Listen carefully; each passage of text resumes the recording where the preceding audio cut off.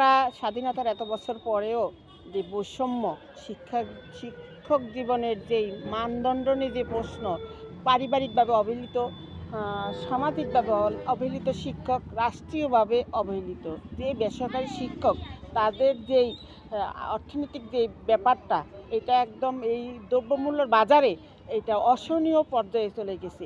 এতে শিক্ষকরা তাদের অর্থনৈতিক অবস্থা থেকে তাদের পরিবারকে ঠিকমতো চালাতে পারছে না, তাদের জীবনমানের উন্নত হচ্ছে না। তারা অন্যদের কিভাবে জীবনমান উন্নত করবে, যেখানে বলা হয়েছে শিক্ষাই জাতির মেরুদণ্ড, কিন্তু সেই শিক্ষকদেরই মেরুদণ্ড নাই। তারা মাথা উঁচু করে দাঁড়াতে পারে না পরিবারে এবং সমাজে। তাইলে তারা এই দেশকে উন্নত এই বেসরকারি শিক্ষকরাই, এমপিওভুক্ত শিক্ষকরাই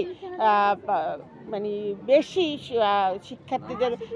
শিক্ষার্থীদের অবদানের পিছনে তাদের ভূমিকা, সেখানে তাদের অর্থনৈতিক অবস্থা রাষ্ট্র এই ব্যাপারে দেখা উচিত। দাবি পূরণ না হওয়া পর্যন্ত আমরা আন্দোলন চালিয়ে যাব।